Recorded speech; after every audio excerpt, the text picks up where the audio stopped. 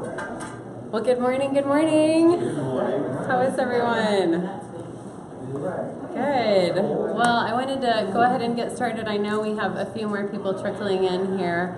But Steve, I was wondering if you might be able to get us started in a word of prayer? Sure. Okay, thanks.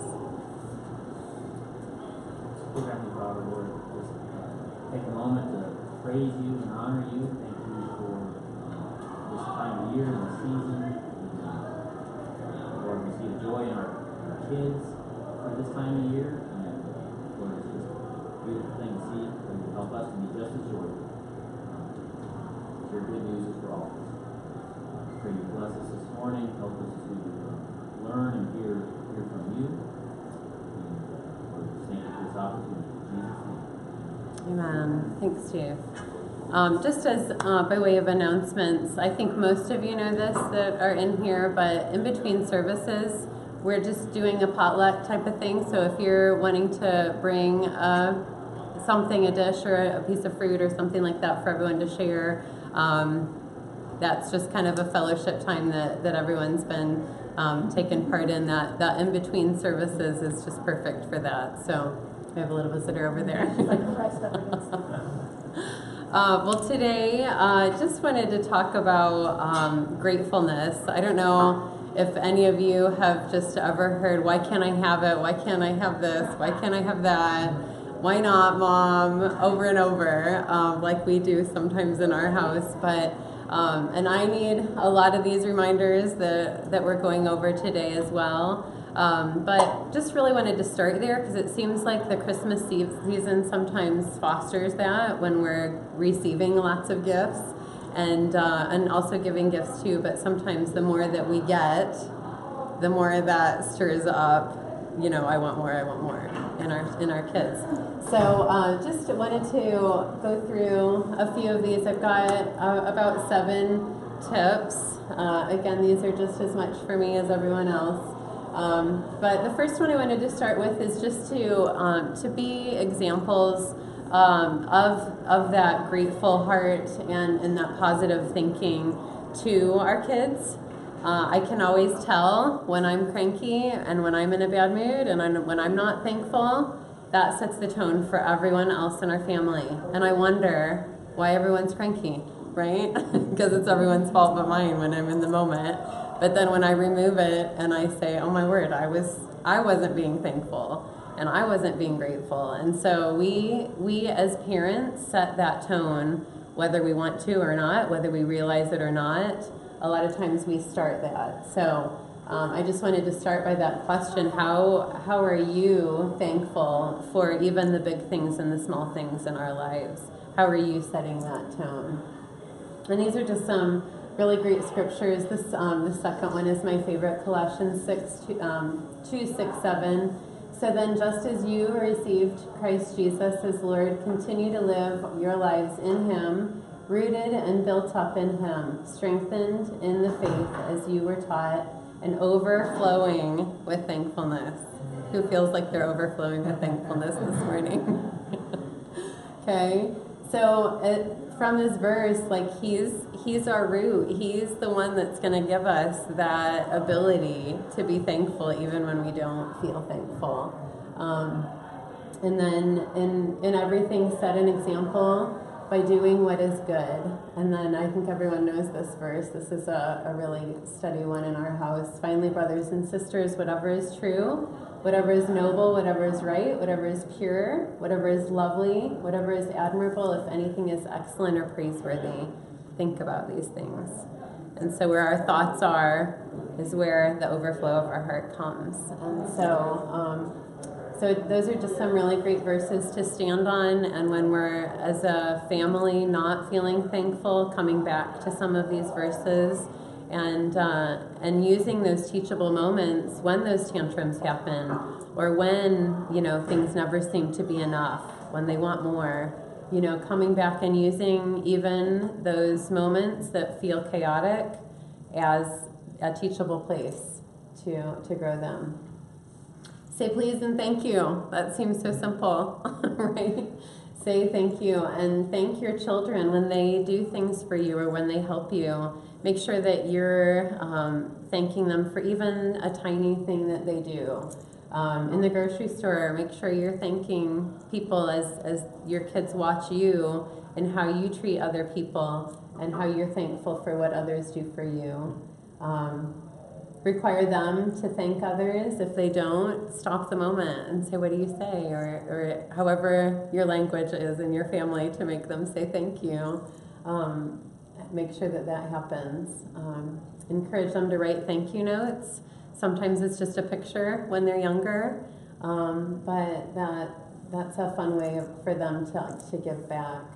And you can even keep a thankfulness journal. I'm going to quote a book towards the end here that's really been good for that, but there are always seasons in our life when we just can't even find one thing to be thankful for. But if we look deep enough, there always are. And so keeping that journal keeps those things fresh in our minds, and it helps us not gravitate towards all of the hard and all of the negative. May these words of my mouth and the meditation of my heart be pleasing in your sight, Lord, my rock and my redeemer. So just always having that thankful attitude. Number 3, make time to give to others as a family and volunteer to help those in need. This has just been a really neat thing to see as as a family, have gone to the food bank and stocked shelves, and the kids see people that clearly don't have what we have, and sponsoring a child with Compassion International, making sure that we're giving to others, donating food to a homeless shelter. We've made sleeping bags. We've sewn sleeping bags together so that a woman who has a ministry that does that, she gives them to people that are sleeping under bridges. And sometimes it's not so much in the activity as it is in the realization that they have a lot. They have a lot in what they do have. And really, this is our challenge as parents, to find something that they love doing anyways, and turning that into something that can be a gift to someone else. My daughter Ella loves art. I think I've said that before too. She loves drawing things, and so for her to make a drawing and send it to someone is not hard at all. It's just fun for her to do. So finding what your gifts and talents are of your kids, and they're all going to be different, because it would be way too easy if they were all the same, right? So just really finding the uniqueness of each one of them and stirring that up. In everything I did, I showed, this is Jesus, I think it's Jesus speaking about Jesus. In everything I did, I showed you that by this kind of hard work, we must help the weak. Remember the words the Lord Jesus himself said, "It is more blessed to give than receive." And this has just been so clear in my life. Anytime that I was just actually telling Steve about the cruise that my sister invited me on. It was beautiful and it was great and it was amazing and it felt like I was living in a dream. But it ended, right? I'm not on the cruise anymore, and it has an end. And when we pursue things that the Lord wants to build into our lives and into our heart, that is an eternal joy. It lasts every day beyond what we're doing in that moment. And so that's the kind of joy, that's the kind of gratitude that we want our kids to figure out how to find and how to pursue in their life, is the eternal. This is, I think, kind of controversial. Maybe not everyone agrees with me here, but I believe in the art of saying no gracefully to our kids. I think a lot of times when we say yes too much and they have too much, they get used to always having everything they want when they want it. And so I think it's really critical to really explain why we're saying no and why they don't need another thing. And this is just a really, anyways, this was a verse. Oh, that's not it. There's a verse later that we'll go through that just talks about where our treasure is.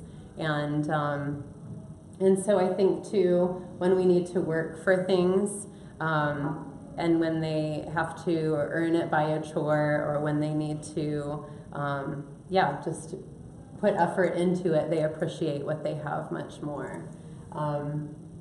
And so finding a way to include them in that work, it just brings a sense of gratitude and like that they've earned it. They feel like it's part of something that they worked for. And doesn't that feel good for all of us? It always feels good when we work for something. But yeah, find a chore that fits your child's age.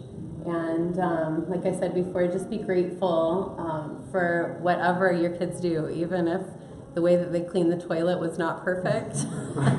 And you probably have to do it again. They tried, and that's a link in the chain of growing them. And so yeah, not taking things for granted. These are just some ideas. I don't know if any of us have younger ages, but this is something that I found, and this is all on the website, but just ideas of chores that are suited for younger ages. If they're two, put their dirty clothes in the hamper. They can even, put it in a laundry bag and throw it down the stairs.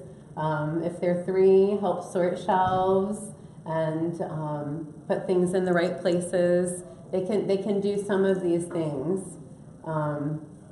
And then 4, 5, and 6, and 6 to 8 years old, we've kind of got those broken out a little bit, but just allowing them to have that concept of earning what they have. I just thought that was helpful. So then this is the verse I was talking about. Do not store up for yourselves treasures on earth, where moths and vermin destroy, and where thieves break in and steal. But store up for yourselves treasures in heaven, where moths and vermin do not destroy, and where thieves do not break in and steal. For where your treasure is, there your heart will be also. So, just really teaching them the concept that more things, that's not going to give them more peace. And many times it's just the opposite. From the fruit of their lips, people are filled with good things, and the work of their hands brings them reward. So I just think that God put something in us that when we work for something, there's just that gratification that comes with that. I brought this up earlier, but the idea of sponsoring a child from a developing country, Compassion International does this. I know that there are a few other organizations. But when they're in a rut of asking for more, taking that moment to stop and pray for Joseph, the kid that we sponsor, really takes their focus off of themselves and puts it onto, how they're helping someone else. But I think it's critical that we teach them that there are people that don't have what we have, and that are much more rich in the faith even than we are, because they're even more dependent on the Lord for their everything. Number 6, I have discipline your children. It's a little bit backwards in the way that we would think, but many times it's the more undisciplined children that I see that are more ungrateful. Because they haven't been corrected, they haven't been in that on that avenue that helps them learn how to be grateful. It's a discipline, and it's a practice, and it does take being grateful over and over and over again to continue that upward spiral, right, of being more thankful instead of the opposite, which is I want more, I want more, I want more, takes us more on a downward spiral. But Proverbs 29:17, discipline your children and they will give you peace. They will bring you delights you desire. And Proverbs 13:24, whoever spares the rod hates their children, but one who loves their children is careful to discipline them. So I just think that yeah, they need our guidance. They need our help, just like we need the Lord and His guidance in our life to know what's right. And number 7, I just say smile. Joy is a choice. It's a decision sometimes. But I've found some really neat scriptures that talk about the benefits of choosing joy and choosing gratefulness. And so Proverbs 15:30, light in a messenger's eyes brings joy to the heart, and good news gives health to the bones. Proverbs 17:22, a cheerful heart is good medicine, but a crushed spirit dries up the bones. So I fully believe that there's something to that. I mean, maybe it can't cure cancer or anything like that, but I just fully believe that there is something physical that happens in our bodies when we are grateful and when we exude that thankful heart. Jeff? I kind of laughed when I saw that smile because this morning I brought Zach in and had a little episode where he wanted to bring in his Elmo suitcase, and I told him he can take it to, I was going to show someone here, you can take it to the brunch, but you can't take it into your class, and he really wanted to take it into his class. So, I mean, it just, his emotions, once they get going yes, they in do. the wrong direction, keep going. No stopping. So, anyway, the last thing I said to him, I said, if you really want to stay here, then I need you to smile at me. And I was smiling at him. Yeah. And I said, son, I'm smiling at you. And he just could not smile. Yeah. So I knew he was not ready to go into his class. Mm-hmm. And so it just showed me where he was. Yeah. And he was holding on so firmly to what he wanted to do that I couldn't break through that. Yeah. And so I just said, all right, we'll go home. So I took him, and he simmered after some Christmas music in the car and everything. Yeah. It took a while, and now he's smiling. He's here for second service. Okay, so he turned around. He did turn around. Good. It took him, and that for a child, it takes a long time for them to grasp their emotions and to reel them back in. Mm-hmm. And I think as we mature to an adult, we have to get to that point more quickly than when we're 6. Right. So I think for him, it just takes a really long time if he gets off on the wrong track. So I just have to take all that time he needs to be able to get him to the place where he's able to, just embrace life again and be joyful and smile. Yeah, and it is hard. It's for some. I think some are more built. I don't know that flexibility is easier, and then some. Certainly, some of my kids, it's just harder. Once what you're talking about is so true, that once they get in that rut, it's so much more difficult for them to choose to turn. And but and I just laid out the decision for him. You can be fun and stay, or not be fun and we'll go. Right. And so I tried to make it very simple for him. Yeah. He obviously chose not to be fun. So. Yeah, but then eventually did. And then eventually came around. It took him a long time.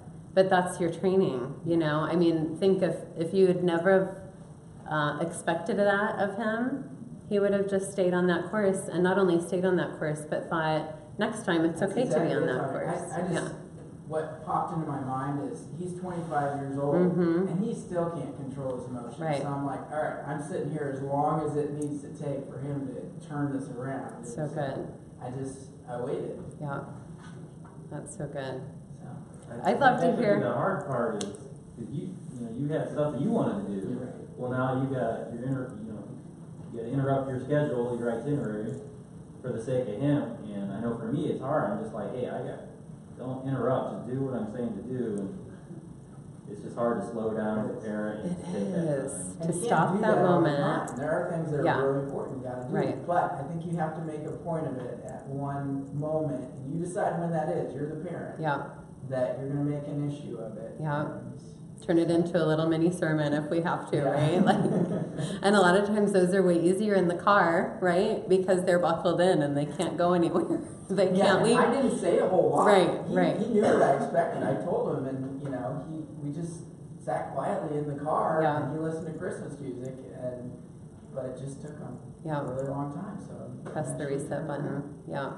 But I love what you said, Steve, because it does. It takes us setting aside our time, our watch, our plan, and saying, no, this is important, and this is important, you know, way more important than what we're on our way to do, right? And a lot of times we're on our way to church or something like that. Most inconvenient. Or school. Right, and so it does. It takes that that moment. Yeah, school. We had a moment just 2 weeks Absolutely, ago. school. Yeah, that we were late, and it doesn't happen frequently.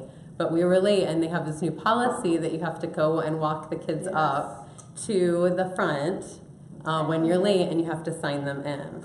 And so it's kind of this extra ring of humiliation as a parent, right? Well, So and they also call now, so like Mike will get the message that our kids were late, and then I get a message an hour like, why were the kids late for school?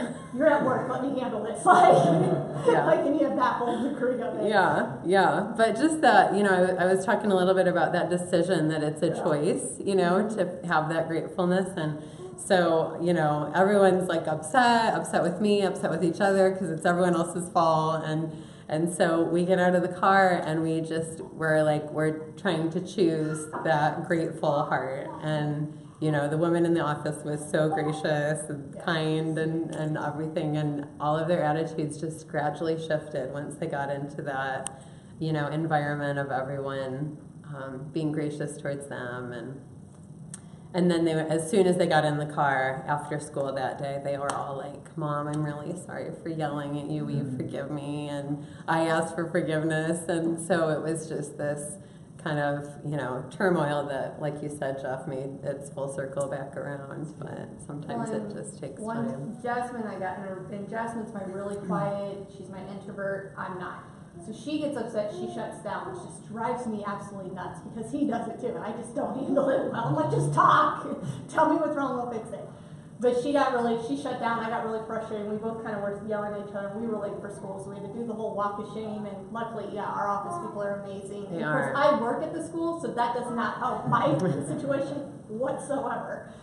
So, but we finally, it was like 10 o'clock, and I was like, I can't go my whole day like this. And I surprised Jasmine and showed up at her lunch, and I had lunch with her. I brought her her favorite fast food place, and I was like, I'm really sorry, I don't like fighting with you, but this is the rule. This is how we need to be ready to go by bed. You chose to do something. This is a consequence, but I do love you.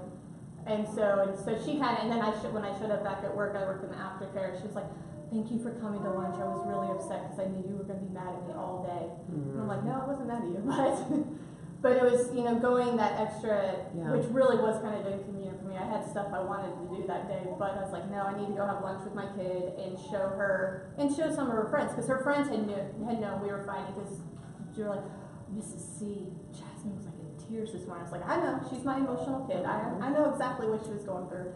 But, so it kind of helped her, and helped her friends kind of see, too, that it doesn't always have, you know, the fight can end when someone makes a choice to make that effort. You're special, you're important.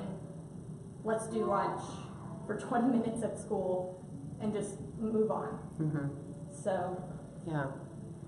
Well, I'd love to hear from everyone else too on ways that I'm sure everyone has figured out ways to teach gratefulness and change those attitudes. I know one that it just seems a little out there, but I know this time of year it's like they're always wanting stuff. Every time we go Yeah. to the store, it's automatically, I want this. Like, well, Christmas is right around the corner. You don't need anything else right now. But I know the one thing I don't try to, but when they hear me bring up something about money and bills in the first place, but it got to a point where I knew I was in a jam and I didn't want to really buy anything, and I was telling them that. But it got to a point where we got outside and they were like, no, we got the bell ringers out there. So it's like, I don't carry cash on me because I know if I do, I'm just going to burn it on whatever. So I got in my wallet, I had a couple dollars, and I gave it to my daughter. And she said, well, why are you giving your money away then? And it's like at that point about, you know, if I've got ample and I know I can do something with it, at least at that point, you know, it's more at this point helping out others who can't do anything. Definitely. Yeah. So I mean, I'm always trying to get it into, especially Ethan's a lot harder. He's a 5-year-old boy who just, He's me. I wasn't going to go that route. He's me.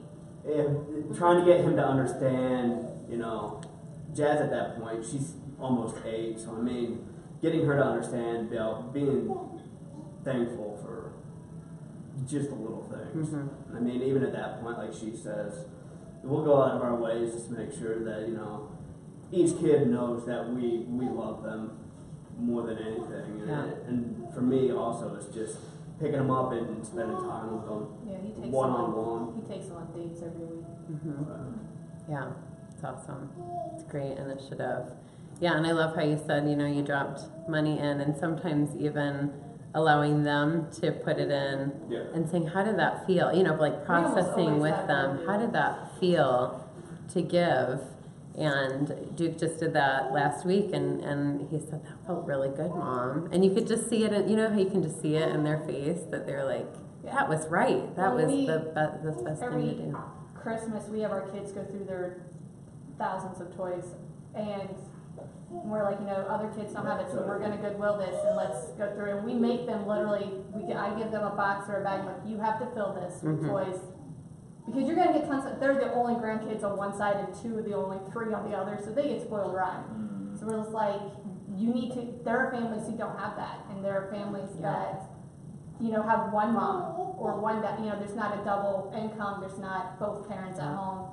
And we've been really good. So they've been, and every year, and they know it's coming. And to this time, Justin's like, Mom, we haven't done the box yet. I'm like, oh, you were so right. We have not done the box. And so, you know, like this week we'll be doing it because both of the kids are like, are we going to donate this year?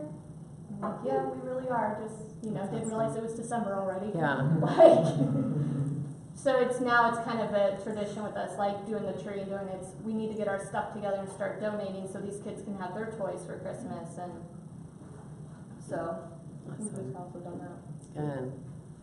Anyone else?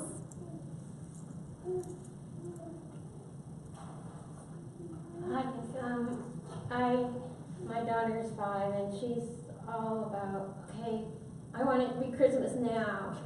So I made one of those chains with, you know, the number of days so she can know. But then on each link, on the green ones I put Bible verses, and then the red ones I put like kind of like discussions, topics, and so we do one every night. And they Kind of like an advent calendar type of. yeah. Yeah, I like that. that's great.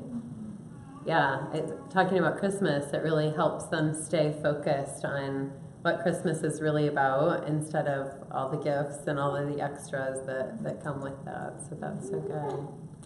Thanks for sharing. How many of you guys do advent calendars or do some kind of scripture reading? That's so good.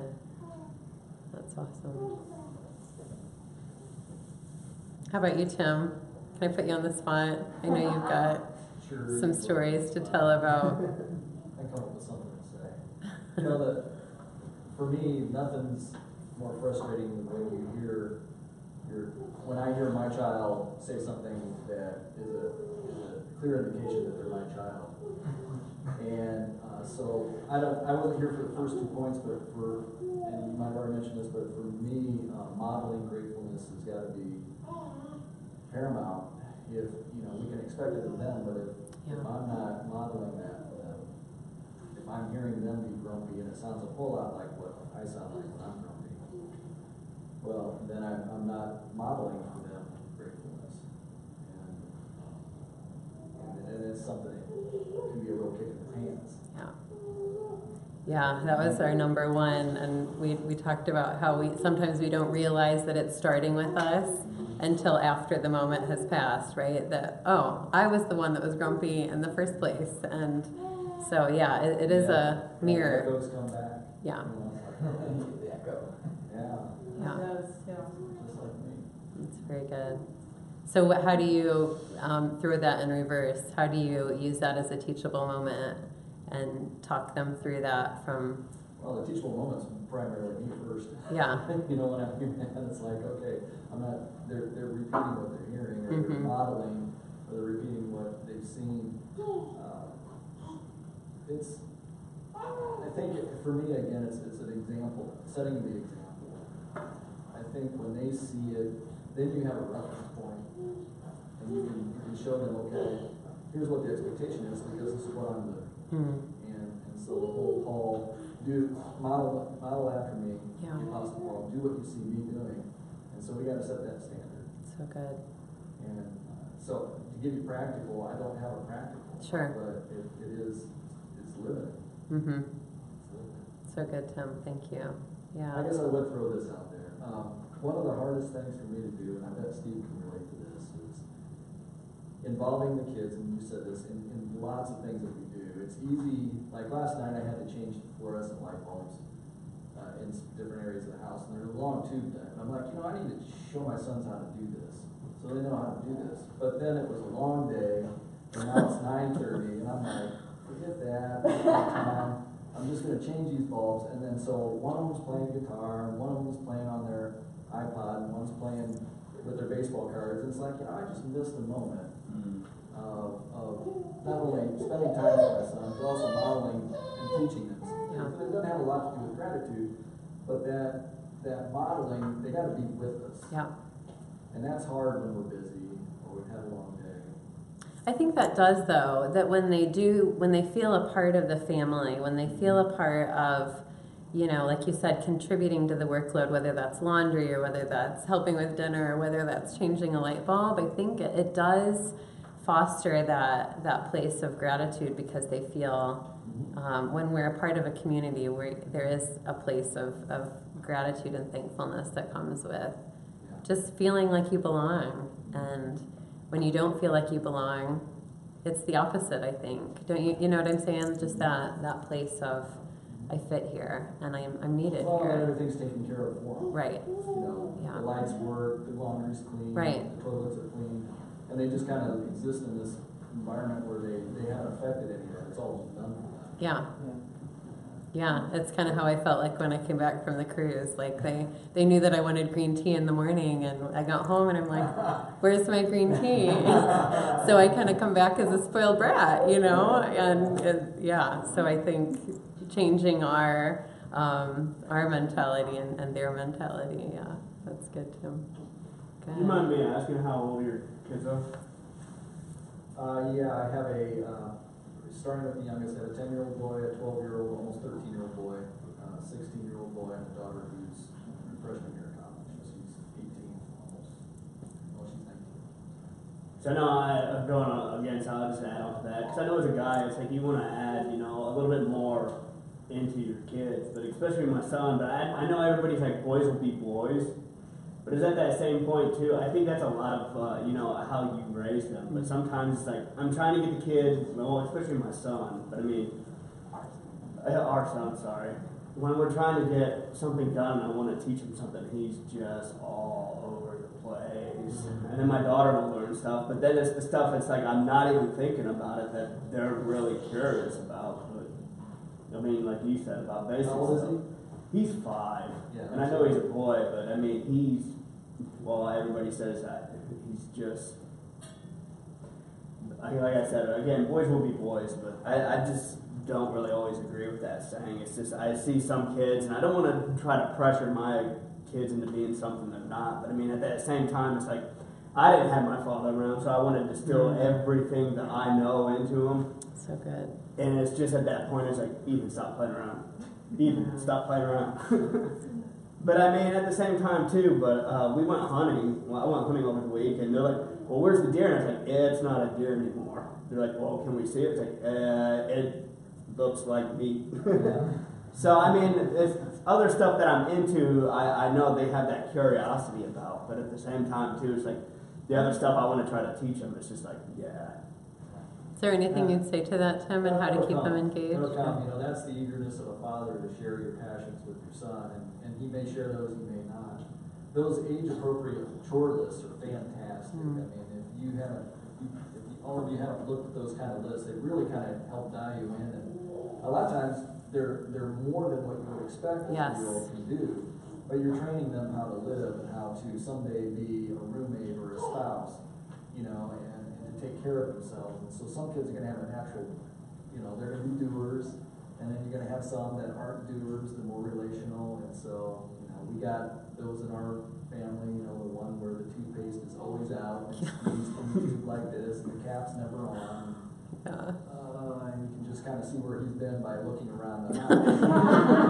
Yep. And then you got the other one that's Johnny on the spot, he's gonna take care of whatever you ask, and that's their bent, that's how God designed them, and we gotta adapt our parenting style somewhat to appreciating that, but also helping them fill in the gaps.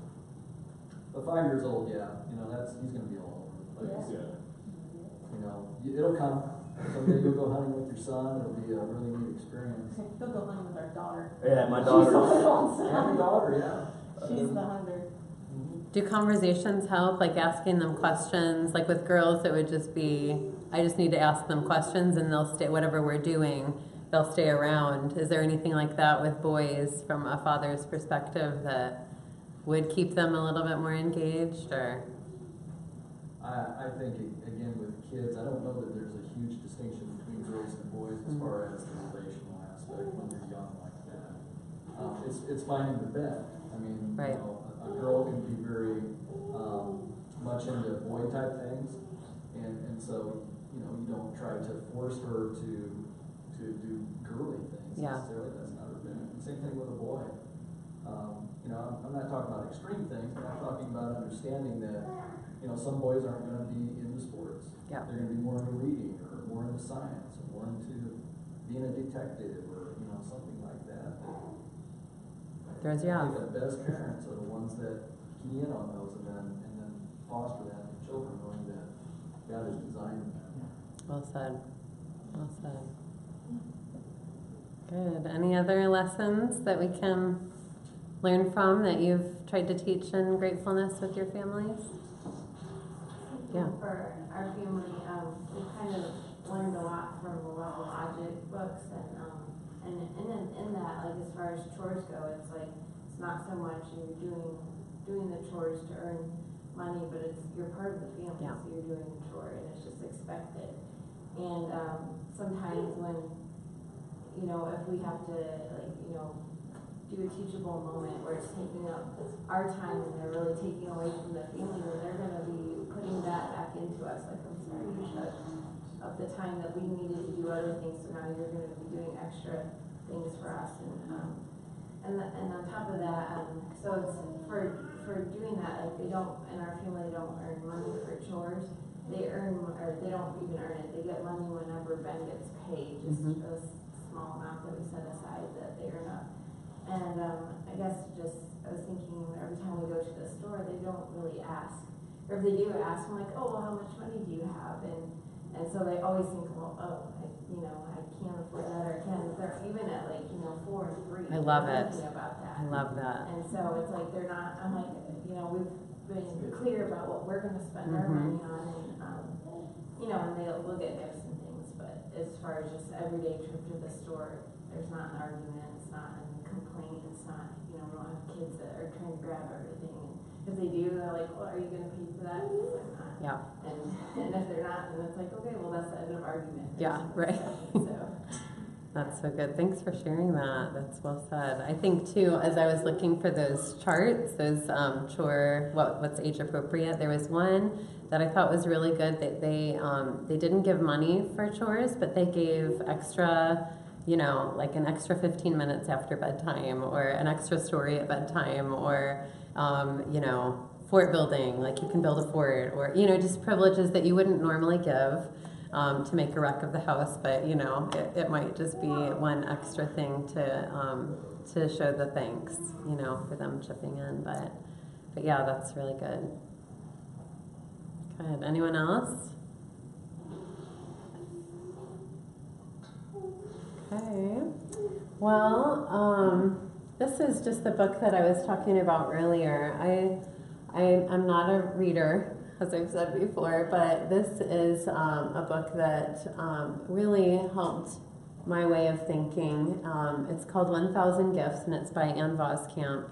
And for those of us that struggle with, feeling grateful, she really backs up to just the really, really simple basics of life that she's grateful for. She just had a really hard story of a lot of things ripped out of her life that was difficult for her to deal with.